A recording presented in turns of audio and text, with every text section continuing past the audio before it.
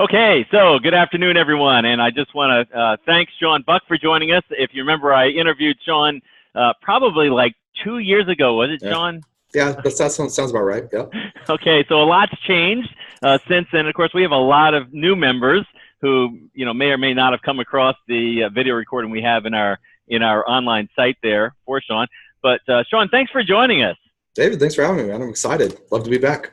All right, and I've run into Shaun, I think, like several times at different events over the last year, and I'm like, man, we need to get back together because Shaun, Shaun runs Newsletter Pro, and I got my Newsletter Pro shirt on. I hope everybody can see that.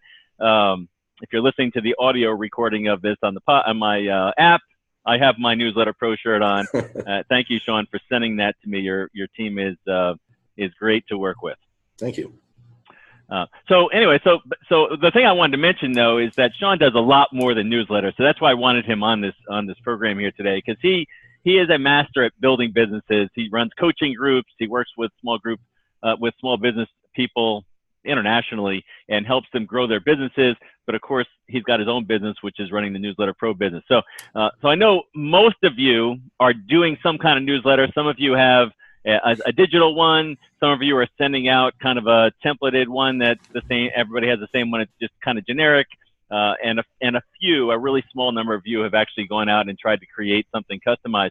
And then I think there's a bunch of people out there who just are wondering, should we actually still do a newsletter? Is anybody actually reading my newsletter, or should we actually do one to begin with? So Shaun, let me just it's kind of an interesting business. I don't see a lot of companies out there doing newsletters, but you're doing hard copy newsletter. And I think a lot of people would say, well, hey, we're in the digital revolution here. So why do you do hard copy? And is this actually growing? Is it a future?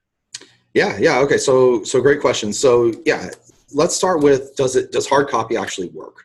Okay. Here's the thing. Here's a couple things that the audience has to realize here. One, there is such a lack of trust with digital media right now. And if you think about it, it goes across all age groups. But if we talk about people who are in their 30s, 40s, 50s, right? Entrepreneurs, these guys like me have multiple email addresses. They all have spam. So when you go digital only, okay, when you go digital only, at best, you're probably getting a 20% open rate. A lot of these guys, your average is like 12% open rate. So what's happening is you're sending out your message, but no one is reading it. No one's seeing it. And even if they are getting it, let's say that they're opening it, the average lifespan of an email is only 8 seconds. So with 8 seconds, there's not a whole lot I can do with someone. Here today, gone tomorrow. With email has become this area that we go through, and we're just trying to delete. We're trying to get the inbox to zero. We really aren't trying to get a whole lot out of email. That's why long copy many times struggles in email, because you just can't get readership, right? Now, if and you just don't have the trust. Anything like this that's free, doesn't cost anything. You're being, for example, every other week you have inherited a fortune from an African prince. Anything like that's happening, right? It erodes trust. Now, let's think about your mailbox, okay? How many African princes are sending you snail mail, right? And saying, hey, by the way, we've got this trust, we've got this money that you're inheriting, right? It doesn't happen that way, okay? And so all sorts of surveys have been done, and they found that the trust factor of physical hard copy mail is drastically higher than that of digital media. And that is for all age groups, right? So it's for millennials, it's for baby boomers, it's for whatever my generation is, Gen Xers or whatever it is, right? It's for everyone in between, right? And so the thing about it is that when you send something physical, instead of competing with an average of 147 emails a day, which is what the average person gets, you're competing with 3.9 other pieces of mail, which is the average pieces of mail in a mailbox. So one, you got a lot less competition over there, right? But two, you now have the ability to give someone something physical and tangible, right, that they can hold in their hands. And if you do it right, which we can talk about how to do it right, in a little bit if you want, I can go into detail on it. But if you do it right, you actually can start to build this relationship. You can nurture them. You can build trust. You can get more referrals. Like there's all sorts of things that you can do with a properly done direct mail campaign or a newsletter, for example. And so for those people who, to further answer your question, for people saying, well, is this growing or dying, right? That's a interesting question. Look, the industry as a whole, you're right. There's not a ton of people out there like me doing custom newsletters. There's a lot of generic guys out there, and they're still doing pretty well. But to give you an example, I founded this company part-time in 2011 because I had to sell another company, so I was only able to do this one part-time. Full-time in 2012. My first 3 years in the business, we grew from $100,000 a year in sales in 2011 to, I think it was like 3.1 million or something along those lines. It was, according to Inc. magazine, because we made their fastest 500 growing companies list, we were spot 120 and we grew 2,975%, right? Today, if I fast forward today, we've actually been on Inc. magazine's list 3 different times now. But if I fast forward to today, we send out over 500,000 print newsletters every single month. And our average client stays with us for over 4 years, right? So it's a long, long time that they're with us, and they're with us because it works, because we can get them the results, right? Because they actually get readership. People actually are paying attention to their message. When done correctly, it works very, very well. The hard part is doing it right.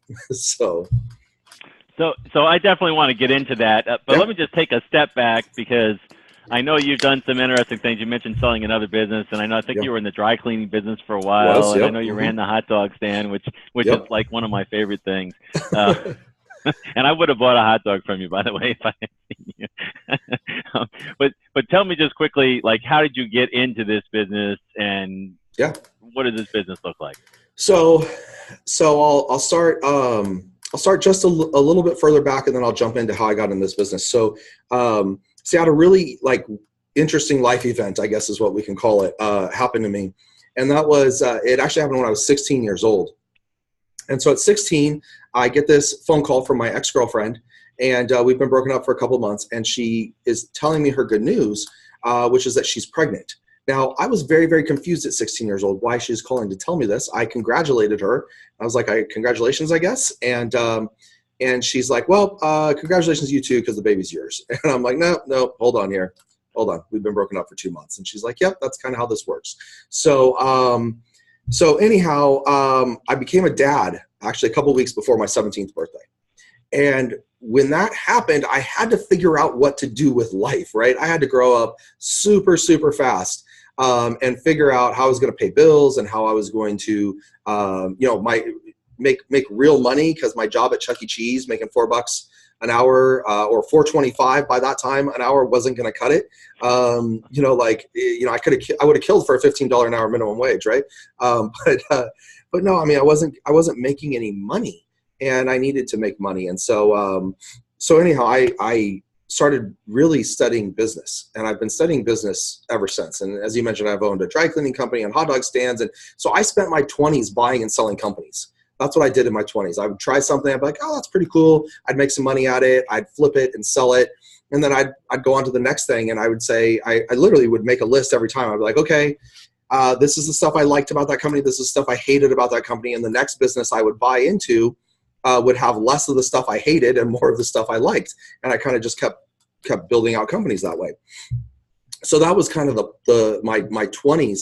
But one of the companies I bought was in the dry cleaning space. I ultimately went in and coached and consulted people, kind of like how you do. I coached and consulted dry cleaning people, but I owned a pickup and delivery dry cleaning company. And the first one that I owned, because I ended up owning 2 of them over the years, but the first one I owned was a franchise. And part of the franchise, we were required to send a newsletter every month. And I was like, I thought she was crazy. Now, what I didn't know at the time, because I was just too young, I mean, you're talking like 2002, so I'm probably, 21 years old or something like that, 22 years old. And what I didn't know at the time, and I didn't realize, is that she had actually sold me this franchise via a newsletter. See, I'd called her up about 9 months before I was ready to buy, because I had to sell these 2 hot dog stands I had. I had to sell them before I could afford to buy her franchise. And I'd called up her and a bunch of other places and got information. And she is the only one that continued to follow up with me. And she did it with these stories, these success stories about people who were crushing it in the business, a top 10 list, you know, personal stories about her, like all this really good content. She followed up with this 8-page newsletter that went out. Now, most people shouldn't do an 8-page newsletter, so don't read into that. She's selling a franchise, you're selling IT services. You know, it's a little different, right? But she would follow up with an 8-page newsletter. Yeah, mine's 8-page. So I think it depends on who you are. Like most people who are selling, as a coach, consultant, I mean, I think that makes a lot of sense for you to have an 8-page newsletter. Mine is also 8 pages. A lot of businesses only need 4 pages. So I'd probably say, just to give you an example, probably 20% of our clients do 8-page or more newsletters, and then the rest of them do 4-page newsletters. So, but in the IT space, I do know a lot about that, and a 4-page is usually sufficient. Maybe an insert if you want to promote something. But so I'll continue on here, and here's the interesting thing. I actually got so excited about a convention that was coming up that I bought her franchise 4 months earlier than I had planned, because I still had to sell. I sold one hot dog stand. I still had a second one to sell. And I bought that franchise 4 months earlier than I had planned to buy it, because I wanted to go to this convention. And the interesting thing is 9 months later from when I first contacted her and I finally purchased, she was the only franchisor who was still following up with me. Everybody else had forgotten about me and moved on. But she was there, and in turn, she got my business. So we had to send this newsletter out, and I sent like the world's worst newsletter out for 2 years. It was so bad. It was so boring. It was things like how to get grass stains out. What is an invisible stain for dry cleaning? I thought it all had to be about dry cleaning, right? And it's a huge mistake that people make. I see this in the IT space too, right? It's all got to be about IT. But to be honest with you, so I have a company. I have 60 employees. I have a company who manages all of our computers and technology and servers and stuff. And I'm not that interested, to be honest with you. Like I like the people who come. I'm interested in them, but and I do maybe want to hear like I think there's some scary stuff about like the dark web and that kind of stuff that you can get a guy like me to read, right? But who I'm probably an ideal client for a lot of people who are watching. But the latest and greatest server technology, like, please no, like, God help me, I mean, so, you got to have the right mix of content. But so anyhow, I finally figured it out, got the right mix of content. All of a sudden we saw more referrals, customers stayed longer. Like we saw all the benefits that you can get from a newsletter. And she, of course, required it to be printed and mailed. I couldn't, even back then, we, really 2002, it's not like we were collecting massive email lists, but we had pretty much most people's emails. We could have emailed it out, but that was the requirement as the franchise in the franchise agreement. And we had to do it. And that's what kind of launched it, where I was like, once I figured out that this product worked, I did it. I've been doing a newsletter for all of my companies ever since. And then in 2011, when I was trying to find a new company, I was like, this newsletter thing works, but it's so hard, man. It's so hard to get a good one out. Maybe I should do it for others, and see if I can make that work. And so that was kind of the start of the company.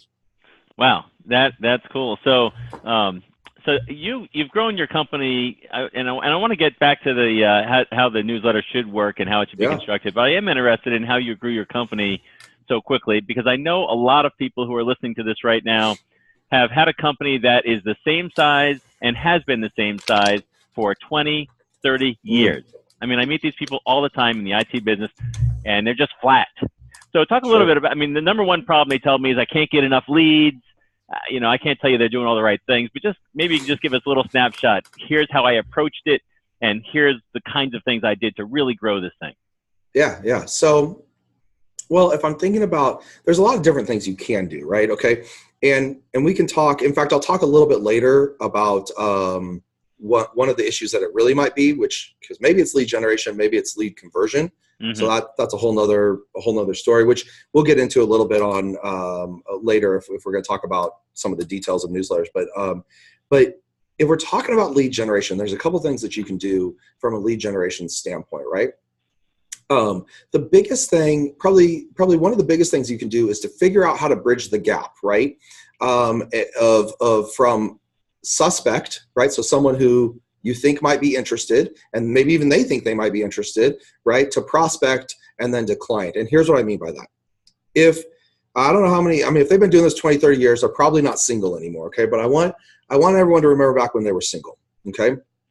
And if we were going to go out to the bar tonight, because, you know, let's say we're both single, and we're going to go out to the bar tonight, and we're going to go pick up on some girls, right? And if we walk up to the first girl that we see that is attractive, that we like, and we get down on one knee and we open up a box with a ring in it, a beautiful big diamond ring. I mean, you know, we're trying to impress her. 2 carats, it's gorgeous, and we ask her to marry us. The answer we're going to get is a drink thrown in our face. We're going to get laughed at. We might get slapped. They might take the ring and run. You know, I mean, I don't know, right? Okay, but it's not going to be a yes. But this is how most people do marketing, right? They want to basically just jump right to getting married. And in this business of IT, like of 2 and 3 year contracts, like you're really getting married, right? Yeah. You know, I mean, this isn't like, let's try it for 30 days and see how it goes. This is like, please sign here to agree to give me $100,000 in the next 3 years. Like, okay, so you have to bridge this gap. And the easiest way to bridge that gap typically is with information. So you need to provide them something, one singular thing that's going to solve a problem for them. Okay, a problem that they maybe are already thinking about that's in your space. So one thing I've seen that's really cool is a free like dark web audit or whatnot, right? Where you basically pop in your company's information, like your website or whatever domain name, and it searches the dark web, and it's like, I actually had this done on my company not too long ago, and one of my employees, her email address and password were for sale on the dark web into my company's email account, right? And so I immediately called her and was like, you need to change that password right now. So I'm sure she like added just a 1 to the end of the password or something, right. But there it was, right? And it was scary. It was a scary thing to see that, you know, we were vulnerable in that way. And I've seen other people have this done to them, and they're much more vulnerable than we were with 1 employee and 1 password. But that's enough, you know, right? That's enough. And so, you know, so let's say something like that. You know, you could do something like that. That's where you're providing them a report. And to get the report, you know, maybe they even have to get on a phone call with you. Maybe you just send it over to them. You know, I don't know. There's lots of ways to skin that cat. But that is much more like walking up to the girl in the bar and saying, hey, can I buy you a drink? Right? We're taking a very, very small step, right? First, so that we can all get to know each other a little bit. Mm-hmm. And then from there, from buying the drink, then maybe we can ask for a date, which might be a sales phone call, right? Or an audit. Maybe we're going to come in and do an audit of their systems because they have an existing IT company and we want to show them where there's holes, right? You know, maybe that's what you're doing. So it's a date, or, you know, it's a sales call or an audit of some sort, right? And then from there, we're going to ask them to get married. Now, we can talk about a little bit later, what do we do when they don't say yes right away? How do we continue to court them, right? But you need to bridge that gap. It could be with a book. You could write a book. It's a great way. It's one of the ways we do it is with a book. It's been our single best lead gen piece, or, you know, way to bridge that gap, right? It's literally driven millions of dollars worth of revenue into this company. So that's one way of doing it. You could do it with some kind of, you know, audio training or free report, or you know, there's a lot of different ways to do it. But if you're gonna do that, right? If you're gonna bridge that gap, now the question is, where do we go get more leads, right? So what do we do? So now we're gonna have to do marketing. We're gonna have to do advertising. Okay, so lots of different ways to do this, and everyone's personality is gonna be different to determine whether this works or not. Obviously, you could just hire some salespeople and have them go out cold. I mean, it's brute force. You know, that sometimes that could get you there. You could hit networking events, right? You could go, there's local groups that you could go speak to that have entrepreneurs around. You could do all those things. Couple things that I know are working is partnering with other companies, right? So you partner with, you know, a local bank who has a lot of business people and has a list, and you offer to run a free training, right? You bring them all in. You do a 20 people sitting in a room, and you do a training to those 20 people. You could do what's called an endorsed mailing, which is, again, so instead of doing that, the local bank you pay for all this. You have to write everything, but the local bank agrees to send a letter out on their letterhead from them saying, hey, you should really go get this free book that we've secured for you, written by my IT guy, because you guys are at some risk. Another, actually a good partner could be a merchant service provider. Think about that. Those guys have tons of businesses they're working with, right? Mm-hmm. So maybe a merchant service provider, and you could have some spin on it about, right now, if someone hacks your system and steals all your credit card data, like, the FBI is going to be at your doorstep, so, right. Do you see what I'm saying? Like, we're going to have to go do marketing now. You could run Facebook ads. I don't think that would probably be nearly as effective. I'd probably go LinkedIn, I guess, if it was me and I was in your space. But I do some of that partnering, for sure. I'd find other people who would be willing to, host an event for me. You might even go to the local chamber and see if you could put on an educational event for them, to teach all their members how to be safe and secure, and so on and so forth. So there's a couple different ways. I know that's all broad stroke stuff, but hopefully it's helpful. Okay, good. So that leads me into kind of a couple of newsletter specific things, because like, for instance, I'm a big advocate of what you just mentioned, partnering with people and doing like an event, like if I can speak at a chamber event or an association meeting. And of course, I like to speak, but I'm encouraging my group here to really learn how to speak. Also getting on LinkedIn and connecting with people. But I know that if I get an audience out there and I speak to them, or especially if I get on LinkedIn and I get connected, and I'm getting a good connection rate, I probably get 25 to 40% of the people, and it's actually on the higher end, will connect. Yeah. Now, and if you have one connection in common, like, that number goes way up. It does. Yeah. But now there's a need to nurture. Yes. And there's a number of things I can do, but as you mentioned, email is not being recognized easily, especially early on. So at what point do you want to introduce the concept of, hey, you might want to get my newsletter? Like where would you recommend that investment actually start to be made? And perhaps how would you parallel with things like calls and emails and stuff in conjunction with that newsletter?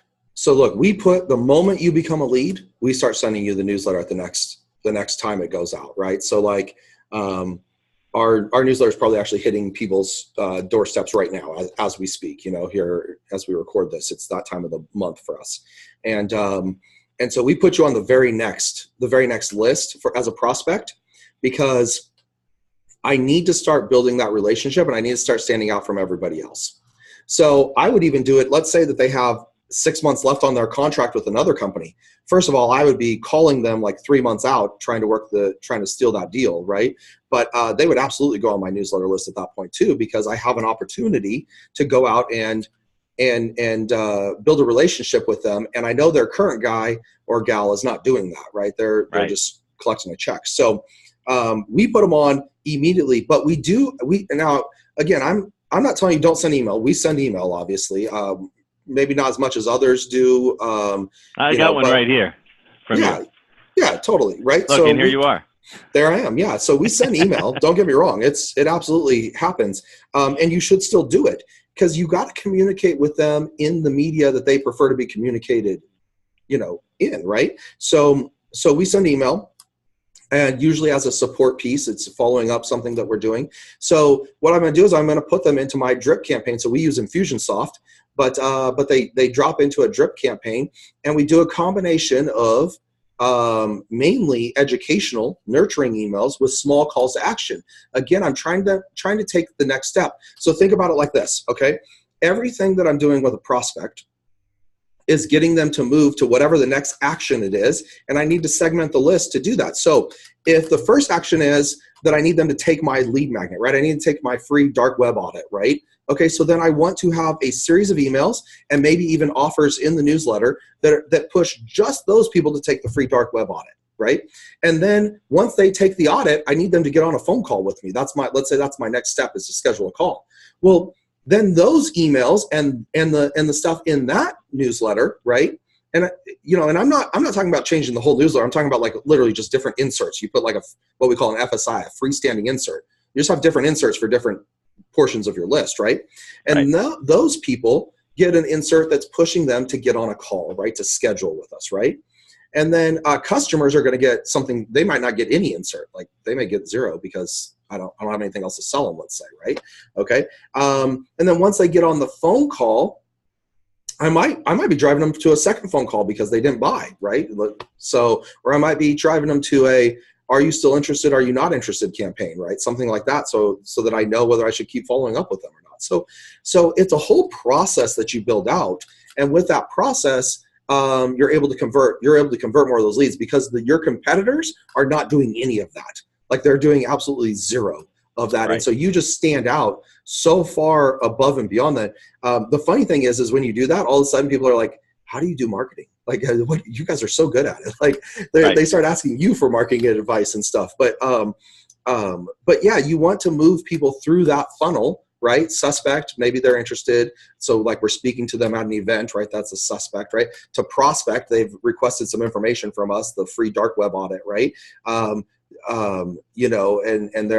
they're now we're going to move them through to like suspect number, high-end suspect, which would be, I don't remember what we named that. We had a name for it, but it would be, they've gotten on a sales phone call, right? So they've gone to consult, right? And then of course, closed deal. So one loss. Did we win it or did we lose it? And then you decide what you're going to do with the person if you lost it. See, for you guys, if you lost it, like it's like 3 years before you have another crack at it. So for me, I'm probably dropping them off my list, to be honest with you. But for us, it's 12 months. If it's a big enough deal, we'll leave them on there and try to pick them up. So if they sign up with one of my competitors, right, they're signing for a year or something. So it's a big enough deal that we'll if it's we'll leave them on the list and try to circle back around with them. So, but yeah, so you'll have to decide what you do there, and we can consult on that if you end up working with us. But yeah, that's kind of the process that we take them through. And so here's an interesting number for you. Last year in my business, okay, people who had originally found us 12 months ago, so they got on our list 12 months ago and finally decided to buy. So 12 months or longer and then decided to buy. It ended up being $1.2 million in new revenue. Wow. Yeah, that were 12 months out that you just kept.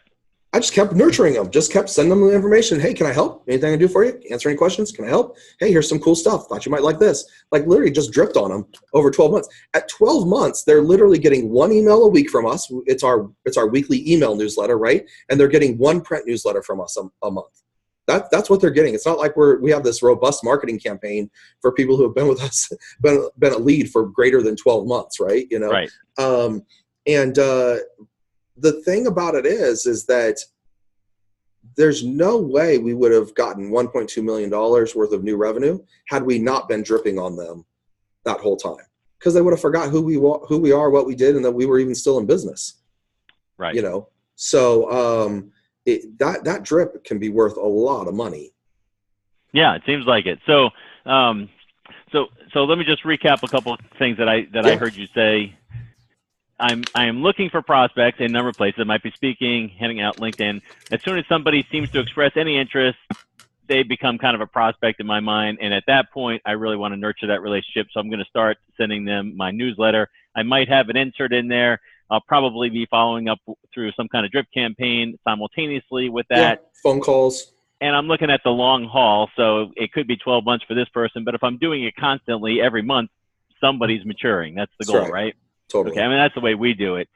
So one of the things that you taught me, because I've been doing my newsletter now for quite a while, but I had one of those really crummy newsletters,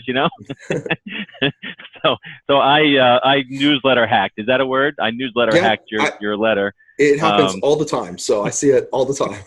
Okay, but one of the things that really struck me, what you said earlier, is that I got to figure out how to do it right. So you made that comment earlier. If you do it right, I'm assuming that means format, content, frequency. So can you just take us through the quick tutorial on this is what it means to do it right? So the first thing you've got to understand is there's nothing magical about sending out a newsletter, right? If you're going to send out like the one I sent out that was all about grass stains and invisible stains in the dry cleaning niche, which, if anyone watching this does dry cleaning, they know they could care less about it's like that a stuff, Microsoft right? patch. Yeah, yeah, yeah, totally. Right. So if you're sending that out, it's not going to work. That's how you actually make it not work, right? It's kind of funny. And so what I want you to think about is it's all about the content. That's the key. So let's talk about some content that works. You need the cover story, which I believe you do every single time, because I think somewhat recently I've been on your list, and it's always a story. It's always something whether you're educating them from a B2B standpoint, like you're educating them on marketing, right? Or you're educating them, maybe there's some personal elements dropped in there, whatever the case may be, right? But there is always a story, and it's you building that relationship.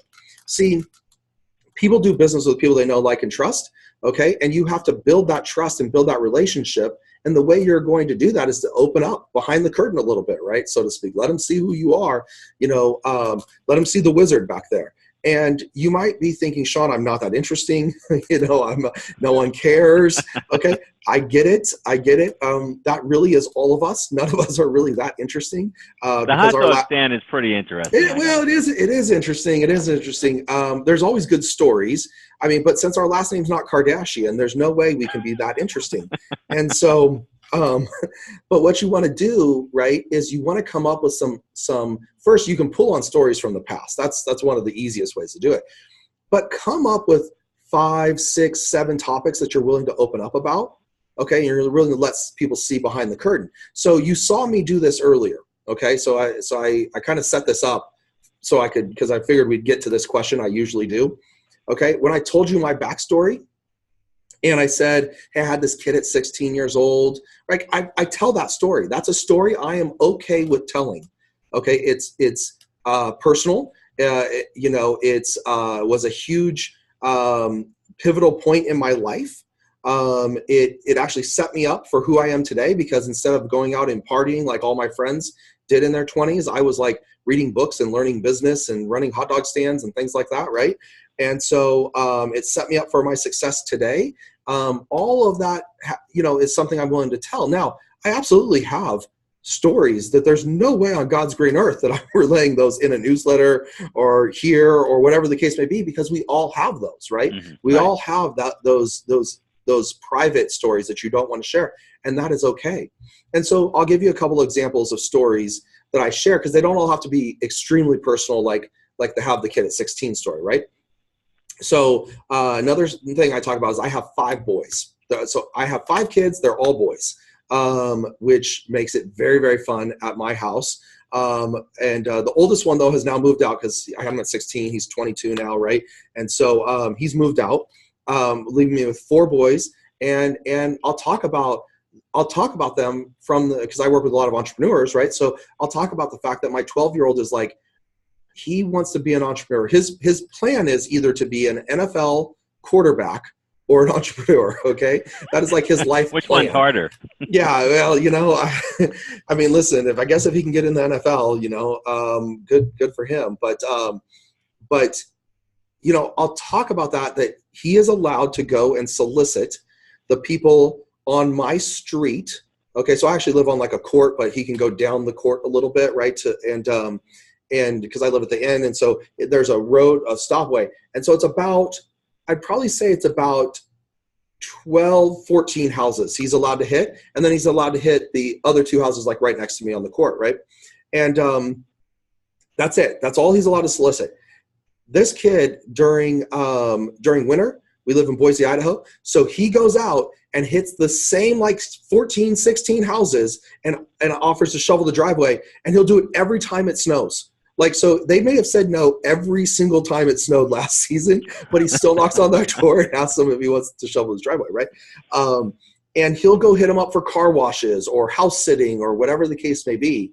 Okay. He no fear. And so I'll talk about it like, it's crazy. This 12-year-old kid will go out and do this, but we're scared as adults to pick up the phone and someone's going to tell us no. Like, we're scared of that, right? Sounds like Chet Holmes. A lot like Chet Holmes. The late great Chet Holmes, one of my favorite books, The Ultimate Sales Machine. Sales Machine, right? Yeah. Yep. And so I talk about that, and then I'll talk about the fact that I go on a family vacation every year. So I'll talk about my family vacation. Usually I'll tie it into some business lesson I learned on the trip, right? And I either go to Disney World or basically Hawaii. That's like, we're actually switching it up this year. It's really weird. We're going to do a cruise, which, I mean, we haven't switched it up in like 8 years. So, every other year we kind of alternate. Yeah. It used to be every year to Disney World. And then my wife and I were like, we're going to shoot ourselves if we keep going to Disney World every year. So we decided to switch it up and add Hawaii in there. And now we're being very adventurous by adding a cruise. So I don't know. We'll see how this goes. But like, so I'll talk about something like that, right? And I'll talk about a business lesson that I learned, right? Or a challenge that maybe I had while I was away and didn't have communication for 7 days. Let's say I had a challenge there, because business owners can relate to that stuff. I bet some of you guys here are thinking about, yeah, sometimes it sucks to go on vacation because I got to work. I can't actually take a vacation. And Right. so I might talk about that, or I might talk about the fact that I didn't. And here's the 4 things I put in place, with my management team to make sure I didn't have to do it. See, I didn't set out, like, to give you an example, I didn't set out to grow a company with 60 employees. That was not the original vision for this. In fact, the original vision was as few of employees as possible. But I quickly realized that if I wanted any freedom in this business, that I needed to have people who could run it while I wasn't here. And I couldn't have like singular roles where if someone quit on me, like that was it. Like I had to go jump in and fix that problem, right? And so I kept growing and growing and growing with the idea to buy myself the freedom that we all dream about having when we first start our companies.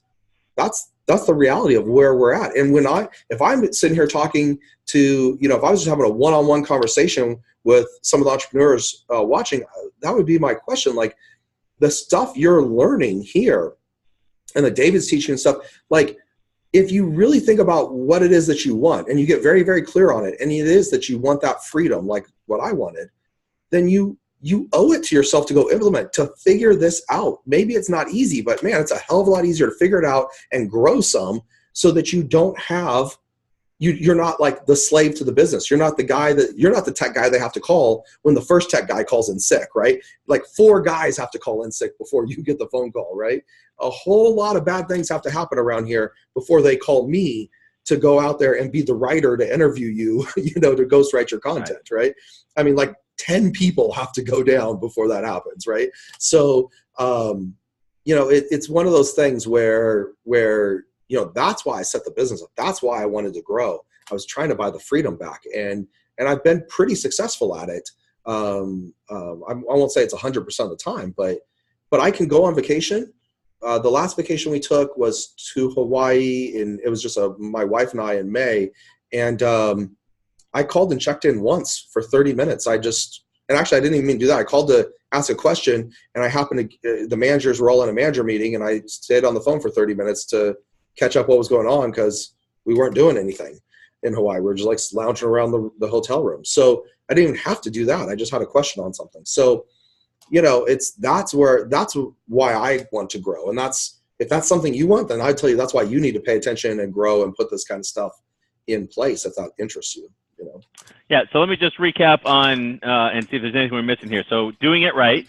I know I heard you say we're doing hard copy, probably about 4 pages. Yep. Content that meets the general needs of the business leader, not technology, but personal stuff. You can have a little bit of technology, but not a ton. Yeah. Yeah, but stuff that you got to think, what does a business owner actually care about? Yeah, totally. And then you mentioned inserts. I can use inserts for advertising. And I know you've talked about with me before. Just quickly comment on that, the difference between advertising inside your letter versus having an insert. Yeah, so the moment you start putting ads in the newsletter, it starts to feel like an advertising piece, right? And they read it differently. And I can't tell you exactly why this works better, but our tests, and again, we send out 500,000 newsletters a month, so we get to do a lot of testing. When we put in an actual just freestanding insert, they don't see it the same. They don't see it as the same kind of ad as when it's just printed in the newsletter, mainly because I'm guessing, most people aren't doing an insert every single month. We do, but most people don't do that. So yeah, I mean, it just psychologically, it feels different to the end user, and in turn, they don't have their advertising shields up, which is exactly what I want. I don't want them on like red alert status. This guy's going to try to sell me something. Like, that's the last thing I want them to feel. And then monthly, I didn't mention this, but guys, I send out a bazillion newsletters. I cannot get it to work like quarterly. I can't do it. I've tried. It's not enough communication. You can't communicate it. You can't communicate with someone once a quarter and think that you're building any relationship. Right. And I'll tell you what, one other thing about content, which I just want to bring up. Yeah. So I've heard you talk about this once before, but taking a stand, controversial content. Okay. Oh, so sure. You have your good news section, which I really appreciate, by the way. Yep. But I know a lot of people I've talked to have been like, well, I don't want to be too controversial. I don't want to bring up anything about my political stance or my religious belief or my moral conviction. Can you just comment on your theory there? Yeah. Look, I just decided a long time ago that I was going to be me. And so I'm a Christian guy. So I decided I was going to put, have you heard the good news in there? Because I have a large reach, basically, right? My newsletter goes out to a lot of different people. And I was going to just take a stand up for who I am. And I'm okay with it. If you don't want to do business with me because like I'm a Christian, then we're not going to be a good fit anyways. Like I'm totally fine with that. Right. And so, yeah, I'm just going to be me because it's the only person I can be. I can't be anybody else. I'm not going to try. And vanilla people who are just like if you stand for nothing, right? I mean, it's like no one's going to pay any attention to you. The right. Kardashians take a lot of stances, right, wrong, or indifferent. You can agree with them or not. But Howard Stern, Limbaugh. Howard Stern, yeah, everyone who they all take major stances, and that's what makes them who they are. Yes, you attract some people and you repel others. Okay, but ultimately, you have to take a stand for something. Now, I will tell you, I don't wade into politics. That's my personal choice. And short of I want lower taxes. That's about, I feel like it's a universal business I'm pretty good with lower taxes, actually. I think most business owners can get behind lower taxes, or less regulation. But I typically don't. Now, if that is your burning passion, then, you probably should. You probably should wade into it. But yeah, so I feel you should take a stand for something, and you should have some firm beliefs. No, do not do this, and every major public figure of some, has that. Even our politicians do, although theirs are they flip flop on them all the time, right? But right. But they all have them. They all have them, and they may be different tomorrow, but they've got them today, So right. Excellent. Well, I told Shaun I wasn't going to keep him here, and we've used up our time. But I do want to mention. Sorry, long stories. Well, no, I appreciate your time. I didn't want to take too much of it, but I have read Shaun's book, and can you just take 2 seconds and tell us why people need to read the book? And I know we're going to make that available to everybody at no cost. We'll get a link out there with the video. Yeah, look, here's the thing. It's not only just reading the book. You need to look at the marketing that we do on it, because it's even the package that it comes in and stuff. But absolutely, yeah, the book's on newsletter marketing. It will tell you. See, the thing is it is telling you how to do a newsletter, but what it's really talking to you about is how to nurture prospects, close more deals. It's talking to you about relationship marketing, which is really what kind of the business we are all in, right? We need to build these relationships so people know, like, and trust us, so they'll buy from us. It has a lot to go into that. We'll give you some really cool examples, but I would tell you, even if you're not 100% sure whether newsletters are right for you, you should check it out solely because when you see the marketing that we send and how we do it, just understand it's built a company. We're going to do, roughly $10 million this year, give or take. The year's not over yet, so we'll see. But this book has been the backbone of building that. This marketing that happens to it has been the backbone of building that. So just as you kind of said, hey, look, I hacked the newsletter, right, and did something similar. Look, there's nothing proprietary on. You could hack the package I sent you and how I do it. And if you did that in your area, I promise you'd sell more. You'd close more deals if you literally got the book, read through everything, studied what I did, and then it didn't even take action on the newsletter portion of it, just hacked what I did, you would close more deals. So yeah, if for nothing else, check it out for that reason. All right. So in closing, I want to thank you. Yeah. And I also just want to mention to everybody, you know, as Shaun mentioned, there's nothing secret about a newsletter. Anybody could write one. However, it's time consuming. And I think you'll find Newsletter Pro does an awesome job. They're doing this for a number of my clients right now, and they're very happy. And let's face it, you know, if you don't love writing and have time to do it, I do it on airplanes so I can get a newsletter together. But if it's not consistent every month and doesn't look high quality, it's going to take away from your business. So definitely read Shaun's book and definitely check out what they do, because I think it's really an awesome service out there, and there's not anything out there like it. So thank you, Shaun. Appreciate your time. I'll let you get back to running your business there. All right. Thanks. Good job with you. Take care.